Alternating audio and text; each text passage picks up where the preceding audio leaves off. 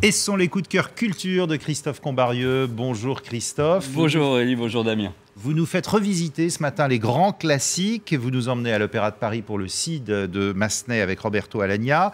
On va parler également d'un très beau portrait théâtral. Alors vous nous direz ce que c'est de Van Gogh. Et on commence avec ce chef-d'œuvre d'Alfred de Musset, Les Caprices de Marianne, revisité par un jeune metteur en scène apparemment bourré de talent. Tout à fait. L'auteur du Théâtre dans un fauteuil nous offre ici un petit bijou du drame romantique, même si lui-même, Alfred de Musset, l'est qualifié de comédie.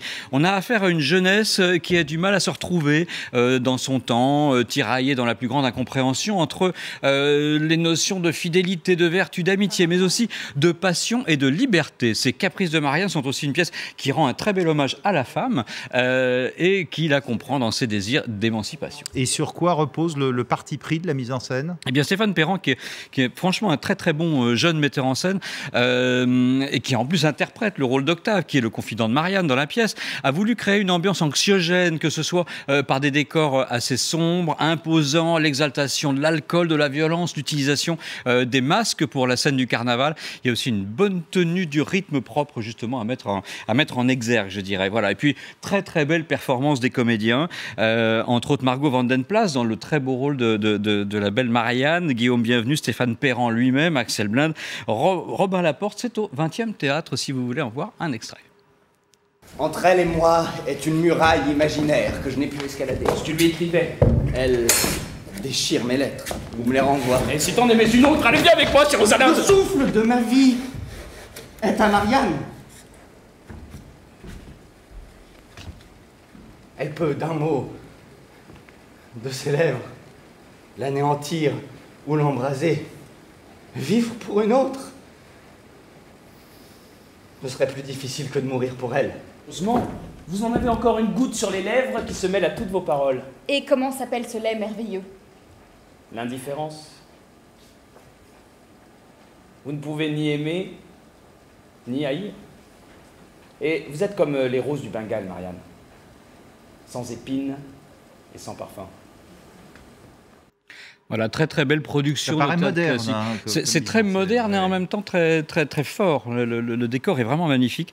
Ce sont ces Caprices de Marianne d'Alfred de Musset, mise en scène par Stéphane Perran. C'est au 20e théâtre jusqu'au 19 avril. On va rester, Christophe, dans le domaine du théâtre, même si on va parler peinture avec ce génie qui était Vincent Van Gogh. Biographie traitée de manière étonnante et plutôt originale. Totalement originale. Et vous le savez, Vincent Van Gogh, comme beaucoup d'autres, n'a connu qu'une célébrité posthume, vivant jusqu'à la fin de ses jours vraiment quasiment dans la pauvreté, même considéré comme un aliéné. Et la pièce écrite justement par Léonard Nimoy à partir de la correspondance abondante du peintre et brillamment interprétée par Jean-Michel Richaud se passe en 1890, quelques jours seulement après la mort du peintre, où son frère Théo Van Gogh vient sur scène pour, dit-il, entre guillemets, rétablir la vérité. Et sur quel aspect de sa vie ce frère témoigne ?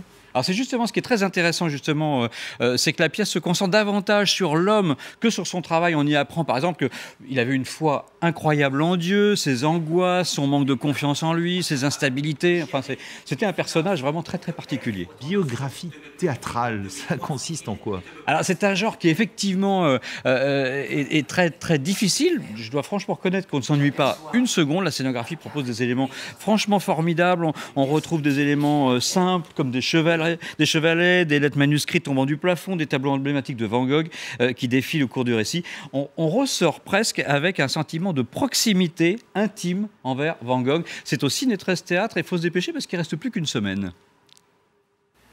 Cher Théo, tu écris, je cite, « Il suffit que quelques témoins déclarent que je ne suis pas capable de gérer mes finances pour que Père soit en mesure de me priver de mes droits civils et de me placer sous tutelle. » À travers la fenêtre barrée de fer, j'aperçois un carré de blé dans un enclos, une perspective au-dessus de laquelle, le matin, je vois le soleil se lever dans toute sa gloire. Son visage était pâle, mais calme. Dimanche matin, comme d'habitude, juste avant midi, il était parti dans les champs de maïs à l'orée de la ville, emportant son chevalet et un pistolet. Et il s'est tiré une balle dans la poitrine.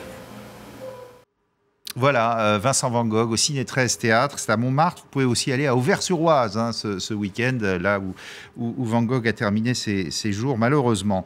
On va parler musique pour finir, avec un ouvrage qu'on connaît davantage, Christophe, pour être l'œuvre de Corneille, mais c'est celle de Massenet, le Cid. Absolument, et c'est un juste retour en grâce de revoir ce Cid à Paris, parce que vous savez qu'il est monté partout dans le monde. Il n'y a pas une saison à l'Opéra de Los Angeles, de Washington ou de Chicago sans qu'il y ait une production du Cid. Mais pas chez nous. Et vous imaginez que Paris ne l'avait pas vu depuis 1919.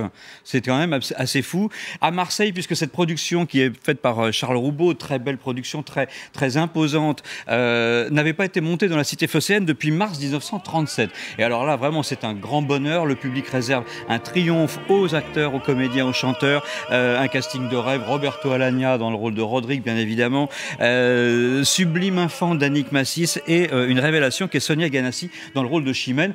Tout cela mené... ça fonctionne. Et ça fonctionne, c'est absolument magnifique. Malheureusement, il n'y a pas assez de représentation, parce que je crois que ça marche très très bien.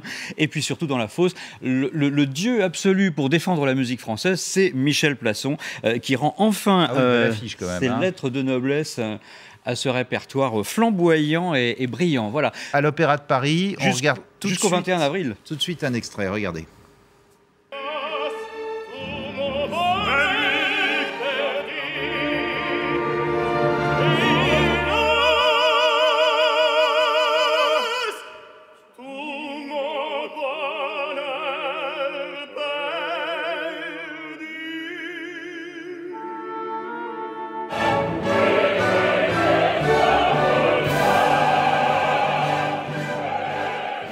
Voilà, le Cid de Massenet avec Roberto Alagna jusqu'au 21 avril à Garnier, à l'Opéra de Paris. Merci beaucoup Christophe. Merci, et à la semaine prochaine. Restez avec nous, on se retrouve dans 5 minutes pour un prochain journal. On va revenir sur les dernières révélations du journal allemand Bild qui a pu écouter la conversation entre les pilotes dans le cockpit. C'est en tout cas ce que dit le journal. Et puis on en apprend plus sur l'état de santé d'Andreas Lubitz. Il souffrait d'une forte déficience visuelle. Restez avec nous, on se retrouve dans un instant.